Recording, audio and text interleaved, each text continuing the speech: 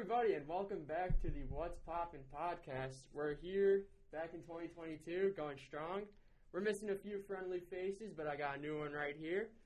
You should know me. Hopefully you do. If you don't, I'm disappointed. Anyways, I'm Max Garcia. I'm the host for today, and with me is my co-host, Roman Debicki. Debicki. My bad. Let's try. How are you doing today, Roman? I'm doing good. Excited. First podcast with multimedia so far. It's an honor to be on What's Poppin'. Thank you. But today you already know the business if you're a returning guest, but if you're new here, we're mostly a movie podcast. We talk about pop culture, and if you've been keeping up with the movie business industry lately, there's a lot going on with multiple delays coming out, with multiple movies going on to at-home streaming, and with multiple movies set to premiere in theaters with the new surge of the pandemic coming up. There are many questions regarding if these movies are going to be delayed, how they're going to be affected financially speaking, and all that sort of jazz going on. So, first, the big news is, I'm just going in chronological order here. Yeah. I know the one topic we want to talk about a lot. Yeah. Turning Red was put straight onto at-home streaming for Disney+, or was announced that it would be. Now, main problem there is promotional material was already out. They already had posters, already had cardboard cutouts in the theaters, and then for Disney to pull back on this huge project right away, specifically an animation project, really trying to think of an appropriate word to say here. I was really surprised. I knew that they wanted to put it in theaters, but I didn't know that they already had, posters, the cardboard cutouts, like you said. Yeah. I just thought that they Disney kind of just said that, yeah, we're going to put it into theaters, and then a little bit later, they're like, never mind. But I didn't know that everybody had already received the posters and cardboard cutouts and whatever. Yeah, so here's the issue that a lot of people have. The studio behind Pixar, we all know Pixar. That was the studio behind this project. Their past 3 films have been sent to at-home streaming. First, it was Soul. Then it was that one Fish Mermaid movie. It was like Luca? Yeah, Luca. Yeah. Thank you. I literally just saw something about it today. Dude. So Luca was next, and then now this was their first movie in 2 years? Yeah, that would quite go a bit. to movie theaters. Well, now it's on streaming services. But here's the issue: Encanto, that was by Disney's animation studio, had released in theaters only a couple months before Turning Red. So that leaves the question of: is there a bias towards the studios making these movies? Wasn't there some flurry with Pixar about a strike? Yes. Maybe Disney's kind of attacking them in a way, saying you can't do this to us. No, there was a strike with the Pixar employees. The Pixar employees were mad, aggravated, rightfully so. You have this big project you've been working on that requires a ton of work, a ton of hours, but animation isn't that easy. Yeah. And for it to have all this promotional material, have a movie theater set release date, all this everything going to a big in-screen, in-theater release, and for it to just be wiped right under the rug into pretty much just throwing it away onto a streaming service. It was really weird. I was talking to somebody the other day, and they were telling me that they haven't really seen any Pixar movies in a while. Yeah. Because they're not in theaters. You can't find them on any other streaming platforms besides Disney+. And, some people are not willing to pay whatever Disney Plus's prices are. I think it's $12.99. It is. It's a hefty. It is pretty hefty. The first purchase isn't a hefty price, but when it adds up, it's a very hefty price, and it's also an investment in a sort of way. Yeah. When you pay for that subscription for just one movie, you're just paying $12 for the movie. Yeah, it's not worth it. the movie at that point. Yeah. And this leads into kind of my next topic of another Pixar movie coming out, and that's Lightyear, the Buzz Lightyear origin story. Yes. I saw it. I saw the trailer. So now, will this movie go straight to streaming? Oh, or, that's a good question. Because of its June release date in the summer, will it be one of the summer blockbuster movies? I think Disney's gonna keep this for summer blockbuster. I would agree, because I think they're going solely based off of the pandemic. Yeah. But then again... Yeah, go ahead. We have a major issue here. I'm looking at our list of movies we have here, and I see a lot of Marvel movies. Yeah. And I see first off, Doctor Strange. That is the big May release of a movie. That's in summer. Well, spring is technically considered. May is technically considered spring, but still. Yeah. I think that if this is the only movie, if Turning Red is the only movie they are bringing to streaming services, I think Disney has got to get their stuff together with Pixar, man, because that is just messed up. Dude, it's really weird, you know. I like we said before, I definitely think the Buzz Lightyear origin story will be going to theaters, but if we look back, we look at how successful Toy Story was. Right. So they definitely want to milk the most out of Toy Story and try to get it into theaters where more people will see it, and then I'm sure eventually put it on Disney Plus. Yeah, and like they usually do. So this is all because of the pandemic we're talking about here. You know, Omicron. Allegedly, we are coming to the end of the surge of it, but Omicron is still a prevalent variant in our area. I'm sorry, there's some guy that is doing a really annoying noise out there, and it is really catching my. I haven't heard it. Noticing it. I haven't heard it. So yeah, I think he hears it too. Yeah, he does. They definitely hear it. Hat? Or yeah, someone. I hear something. All right. No, it's fine. It's fine. Okay. So, anyways, so that's the main issue we have. Oh wait, was here. it like the something like that? Yeah, I heard it. I heard that's it. That's what I'm saying. I don't know if the microphones picked it up, but I just kept hearing this. It sounded like an old kid's toy, you know? Dude, I know. Maybe going into old kids' toys being creepy, we can transition into some of the horror movies we have on our list. Yeah, so actually, oh shoot, was that 2 weeks ago? I think Scream came out 2 weeks ago. Yeah, I think so. And it actually beat Spider-Man in the box office. I know, I saw. Its Friday release. I was surprised. And then Spider-Man beat it Saturday and Sunday. Really? But I didn't know that. I haven't seen the movie yet. I've heard very good things about it, though. I've heard that, you know how the Ghostbusters got a kind of remake this last year? Everyone was kind of comparing it to that and like all the remakes of these horror movies. They said it actually held up pretty well. Did you see the Ghostbusters remake? I did not. I thought it was really good. I heard good things about it. I'm just not a big Ghostbusters guy. Really? Yeah, it's just not my thing. My family made me watch those movies when I was younger. They're so good. I really enjoy them. You know, speaking of which, because we're talking about all these movies coming up, and I brought up how Spider-Man beat Scream in the box office. Yeah. Holy crap, Spider-Man is killing it. It is killing it, and rightfully so. And we have on our topics list here is movie theaters in potential risk again because of the Omicron, because of COVID. Spider-Man has already surpassed Avengers Infinity War and Black Panther as one of the highest grossing movies of all time in the shortest amount of time. That is very impressive, I have to say. Like, we're talking about during the pandemic here. Yeah, exactly. Imagine if it was outside of a pandemic, how much Spider-Man would be making right now. I think if the pandemic wasn't here, it would 100% beat Endgame. I think it would beat Endgame. I think it would as well. If there was no pandemic. No restrictions, 100%. Yeah. And I don't know if there's going to be a Spider-Man killer for a little bit. I'm looking at our list here because when considering this, I'm thinking about the big blockbuster hits, and we all know those are superhero movies. Those are, of course, are big blockbuster. Who doesn't hits. love a great superhero? Like, I'm sorry to say it, but West Side Story isn't going to be grossing.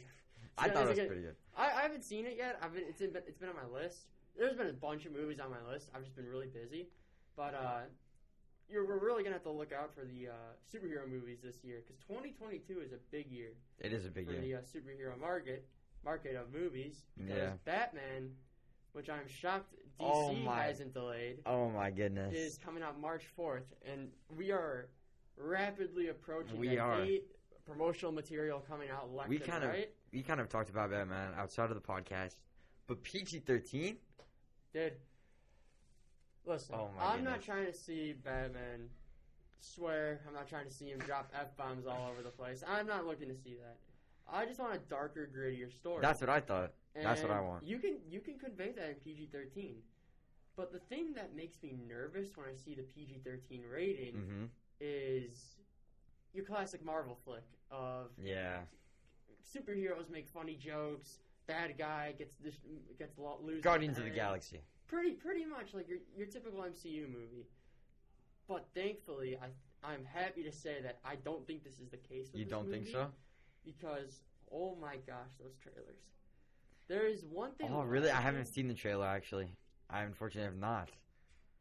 What are you doing? I don't know what I'm doing. doing? I've seen trailers for, like, almost everything, but not Batman. You say you're so excited and you haven't seen... What are you doing? Dude, I'm just excited. What are you doing? Hey, you said you've been busy. You haven't been watching movies, so I haven't been watching trailers, That's fair. right? That's you got me. But yeah, no, the cinematography looks fantastic. It looks better than... All right. So what's the rundown? What's the plot looking like here? So we're pretty much following a younger Bruce Wayne. This is Bruce Wayne. Now, if anyone is confused here, this is a Bruce Wayne that we don't know.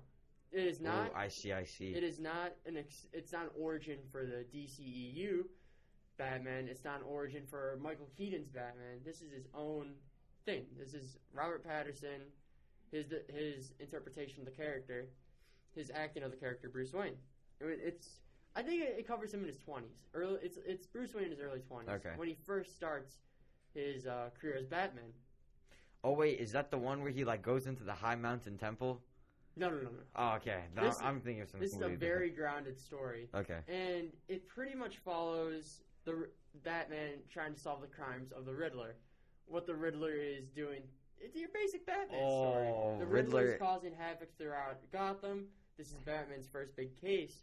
And what's very interesting with this story is what I'm seeing is that this is a Batman that isn't experienced. He is a younger version. He's a young Bruce Wayne. He is pretty much a emotional wreck. Best way to put it. Because a typical Batman knows what he's doing. He has plans for everything. He is very, what's the word to put it? Lighthearted in the sense of Batman when it comes to defeating villains. Yeah, I guess. And this movie, he's very simple, is how I would put it. He gets the job done. That's a good way of putting it. That is a good way. This Batmobile is a giant muscle car. He is swerving through traffic, trying to catch the Penguin. You see how he beats down his enemies. The first trailer, who you're supposed to be, just beats the living hell out of the guy. And we also see how you haven't seen the second trailer. No. The second trailer, there's a shot where these people are just shooting at him, but his suit's bulletproof, and he's just walking in and starts beating them up. Oh no! Now, this was an older Bruce Wayne. We would not see that. We would see a sneak attack. We would. So that's what I'm excited for. This is a Batman that doesn't know everything, doesn't know what he's doing, and that makes the story really interesting. This is very interesting. Because now, this is a Batman that still has the moral compass, and I hope he has the moral compass of not to kill, but he will not be afraid to leave his opponents in the hospital for eternity. I'm excited because the Riddler has always been one of my favorite Batman supervillains, usually after the Joker, so I'm very excited to see him in a movie. I am very happy that we have two villains, the Penguin and the Riddler. The Penguin has a very minor role compared to the Riddler. The Riddler is the main villain. But man, they make the Riddler scary in this movie. They do? Yeah. Oh my god. No green top hat? No green top hat. Oh my. This is a very good depiction of the Batman universe. And I really hope this takes inspiration from early comic book movies of keeping it its own separate thing. If we can have this universe just be Batman, no Superman, no Wonder Woman, no DC extended universe. That'd be great. Oh my gosh, that'd be perfect. Like split the two in half, like where we have like the DC with like what is it, the Justice League, right? The DCEU is all sorts of mess. Did you hear they're retconning a lot of things? No. Yeah, no. So apparently, and this is I allegedly heard this as rumors. This isn't fact, but oh shoot, I think it is fact actually. Oh god. My. Oh, so, this is exciting. It's exciting. After the Flash, Flash. Yeah. It's the new Flash movie. It's based off Flashpoint. If you don't know what that is, it's a classic comic book run of where the Flash goes back in time to save his mother from dying. But in doing so, he pretty much creates a whole new universe where everything is different. Thomas Wayne and Martha Wayne, they don't die. It's Bruce that dies in the alley, and Martha becomes the Joker, and Thomas Wayne becomes the new Batman. That's what we're talking about here. That is going to be depicted in this movie. But anyways, going on with that, it is also going to be a reset for the DCEU. This is what the comics did with making the New 52 universe. Mm-hmm. But this is where it gets bad. They are retconning the events, all the past movies. Man of Steel, Batman vs. Superman, and Justice League are all retconned. This means that we won't be seeing Cyborg. Oh, why? Superman and Batman aren't actually the first of them in the universe. They will be replaced by Batwoman, Batgirl, my bad, and Supergirl. They will be the first of like the Bat family, the first of the Superman family, or the Soup family, whatever you want to call them. So I'm speechless. And it gets super confusing. The events of Wonder Woman and Aquaman are still canon. They happened. But it's like there was no influence from the Justice League or like Batman, Superman. And I don't know what the hell is going on with Cyborg. Because... Dude, if they don't keep Cyborg, I'm going to cry. Here's the thing. Cyborg is a very crucial character in the Flashpoint storyline. He is the most important, I would say, alongside Barry Allen. And Reverse Flash. If they introduce Reverse Flash in this movie, I'm going to be so mad. Because you can't just introduce Reverse Flash like that. You need backstory. You do. But anyways, Cyborg is a crucial character in Flashpoint. And for them to just get rid of him, and for him to not be in the movie, for him to not be the DCEU, is very, very bad. And what are they going to do if they don't add him? They have to. I mean, there's no other option. I don't know. And this is why I really... Don't get me wrong. I like the DC. I like DC. I'm a Marvel head. I like Marvel way more, comics-wise and movies-wise. But I actually did enjoy the DCEU and what they were trying to do. But I knew it was a wreck. Yeah. And I knew an eventual retcon was going to happen. They were going to do something. This was not what I expected at all. Dude, I don't like with this Flashpoint. Like, I like the Flash as a character. The story... The point of this movie isn't to tell a good story. The point of this movie is to reset their universe. Yeah. It's like they basically just did their own, Thanos snap. Right. And are trying to make a story come out of it. And you can even bring up, like, hey, you get rid of Superman and Batman. People will be mad about that. I personally am not mad for them getting rid of them and having Batgirl and Supergirl be the first of them. I'm actually cool with that.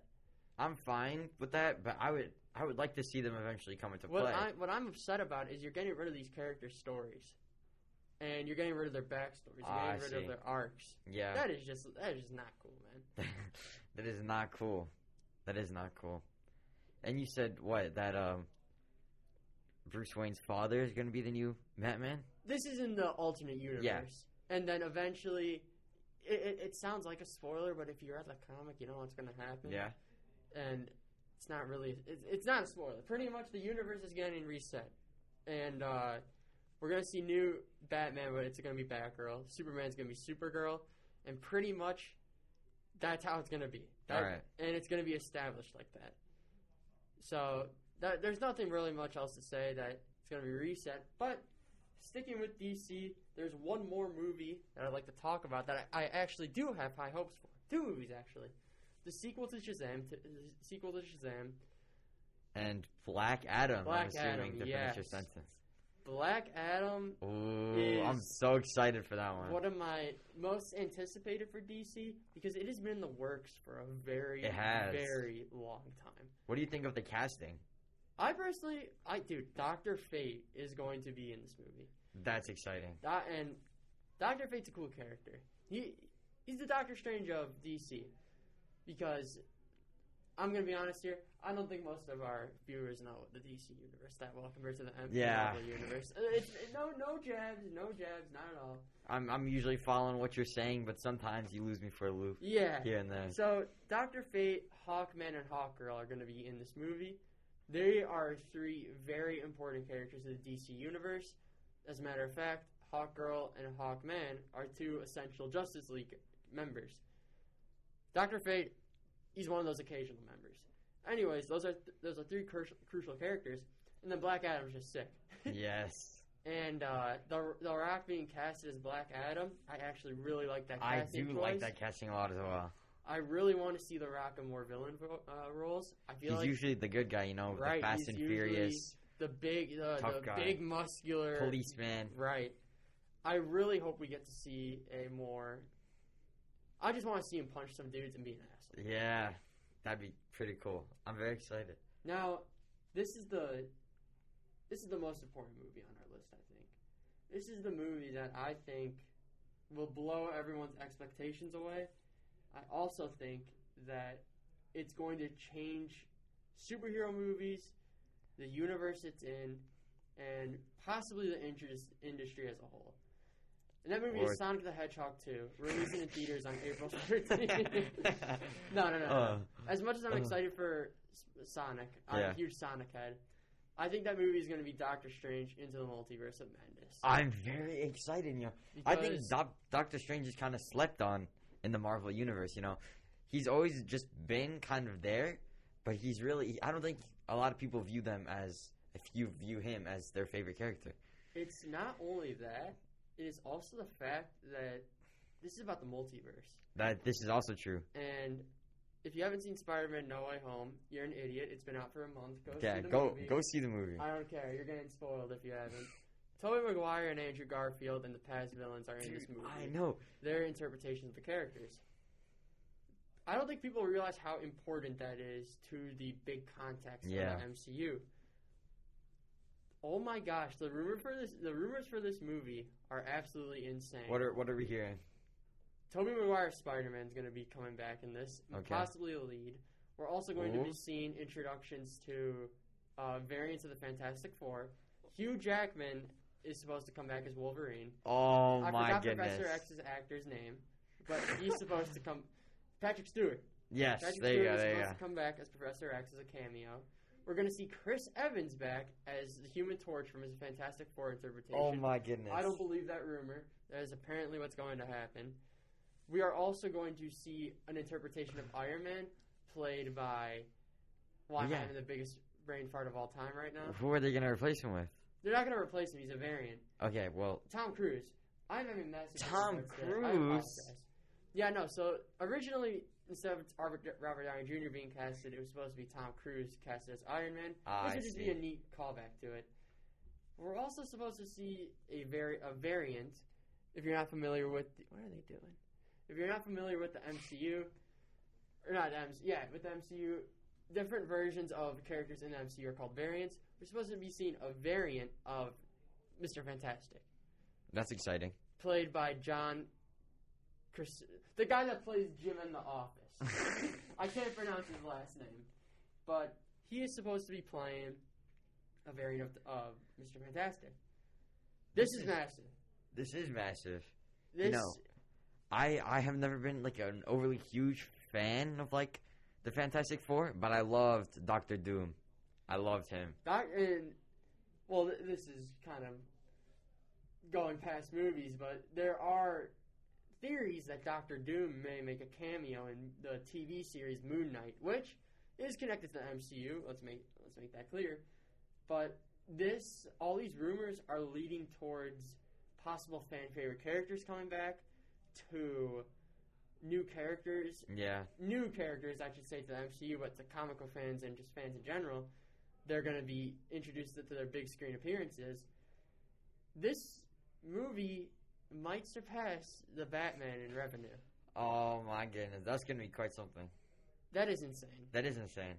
I think Marvel is taking a very smart approach to this with kind of, we kind of saw an end to the whole like Avengers saga that we had that they were building up for a long time now, and they kind of need something new. They need something a little bit different, but not too different that people shy away. And I think this is what they're doing, and they're doing a good job. All right, I don't want to be the bearer of bad news here. No. We're running out of time. We're running out of time. We got a couple minutes left. All right, but we have a lot more topics to discuss, and this will definitely be a part 1. We will definitely make a part 2 regarding this. When that will come out, I have no idea. But we're going to end it here. I had a great discussion. This was a lot of fun. I had a lot of fun as well. First time. This isn't the end. We'll make a part 2 to this. Our list is long. We got to talk about We have such a long list. the new Super Mario movie coming out. I have a lot to say about that. The new Into the Spider-Verse, Thor: Love and Thunder, we already talked about Doctor Strange. Why is that on the list 2 times, man? Come That on. is not on the list 2 times. We got to talk about the Morbius delay, Black Panther, Aquaman. There's just a lot to talk about. Jurassic World. What is going on with the movie industry? We'll definitely get to discussing that in the next episode. I'd like to thank you, Roman, for coming on here today. Thank you, Max, for inviting me. No problem. If you're new here, be sure to like, comment, and subscribe. That'd mean a lot. Smash that like button. Dude, knock it off, man. But no, yeah, that's about it. Hope you guys have a good day, night, evening, whatever. And we'll catch you all in the next episode. Have a good night, guys. Goodbye. Good to have a good night. When am I saying it? I've been working at the theater too much.